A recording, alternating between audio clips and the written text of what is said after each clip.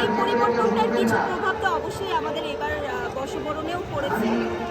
আপনারা সবাই জানেন হয়তোবা যে গত 3 দিন আগে আমাদের চারুকলা ক্যাম্পাসে অগ্নিসংযোগও হয়েছে।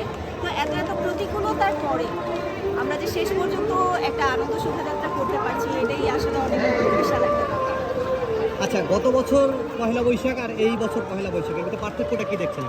পার্থক্য আসলে প্রতি বছর একটু জনসমাগম বেশি হয়। এবার নিরাপত্তার খাতিরে এখানে একটু নিরাপত্তা জোরদার করা হয়েছে এবং একটু একটু জনসমাগম কিছুটা কম আমার কাছে যেটা মনে হয়। আচ্ছা, যেটা হলো যে এই যে ফেসিবাদের যে ব্যঙ্গচিত্র বানানো হলো, এটা একবার পুরানো হলো আবার বানানো হলো, এটা আসলে কতটা চ্যালেঞ্জিং ছিল? এটা আসলে প্রথমত তো মনোবল হারিয়ে যাওয়ার মতো একটা ব্যাপার যে আমরা একটা স্ট্রাকচার যখন ক্রিয়েট করি এটা অনেকটা সময় নিয়ে করা হয়। তো যেই টিমই ক্রিয়েট করেছিল এবারের স্ট্রাকচারটা হঠাৎ করে এটাতে অগ্নিসংযোগ হয়ে যাওয়া তো আসলে সবাইকে বিষণ্ণ করে দেয়। যদিও আমি ব্যক্তিগতভাবে কোনো রেষারেষি রাজনীতি পছন্দ করি না, তারপরেও বলবো যে যেহেতু একটা স্ট্রাকচার ক্রিয়েট হয়েছে এটাতে অগ্নিসংযোগ না হলেও পারত। আচ্ছা, তো এই বাঙালি বা বাঙালি ঐতিহ্য কিভাবে ধারণ করতে চান, মানে আজকের একদিনের মাধ্যমে? আসলে আজকে এখানে বর্ষবরণ যদি বলি যে অনেক অনেক মানুষ একসাথে কিন্তু আমরা আনন্দ শোভাযাত্রা উদযাপন করছি। এখানে বিভিন্ন শ্রেণীর মানুষ আছে, বিভিন্ন পেশার মানুষ আছে, এক একজনের মন মানসিকতাও এক এক রকম।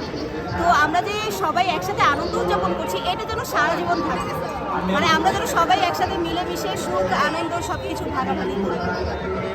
এখন যেমন কালচারাল চেঞ্জের কারণে যে আমরা হ্যাপি নিউ ইয়ার খুব হঠাৎ করে পালন করে আতঙ্কবাদী হয়, কিন্তু আগে সেই ঐতিহ্য নাই, যা বাংলা বর্ষবরণ যে এটা আস্তে আস্তে হারিয়ে যাচ্ছে, এটার পিছনে কারণ কি আসলে? আমাদের এই যে মঙ্গল শোভাযাত্রা বা এখন নতুন নামকরণ করা হয়েছে আনন্দ শোভাযাত্রা, এটা তো আসলে বাঙালির নিজস্ব ঐতিহ্য।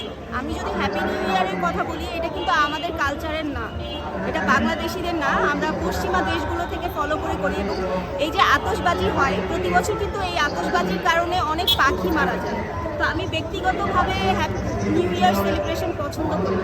আমার মনে হয় সবারই এই ব্যাপারে সচেতন হওয়া উচিত। আতশবাজি বা বিকট শব্দ এগুলো কিন্তু অনেক নিরীহ প্রাণ নিয়ে নেয়। তো আমরা যেটা করতে পারি, যেমন এইখানে যে এই শোভাযাত্রাটা হচ্ছে এটাতে কারো কোনো ক্ষতি হচ্ছে না, আমরা সবাই আনন্দ করছি, অনেক কালারফুল একটা র্যালি বের হচ্ছে এবং এটা আমাদের নিজস্ব। আমার মনে হয় এইরকম হওয়া উচিত উৎসব আনন্দগুলো, যেন কারো ক্ষতি না হয়। আচ্ছা, কেমন বাংলাদেশ প্রত্যাশা করেন? আমি এমন বাংলাদেশ প্রত্যাশা করি যেখানে এই যে বললাম সবাই মিলে একসাথে সুখে থাকতে চাই, একটু শান্তি চাই। দেশে ক্রমাগত গত কয়েক মাসে বেশ কিছু বিশৃঙ্খল পরিস্থিতি সৃষ্টি হয়েছে, এটা আমরা চাই না। আমরা সবাই একসাথে মিলেমিশে একটু সুন্দর শান্তিতে থাকতে চাই। Thank you.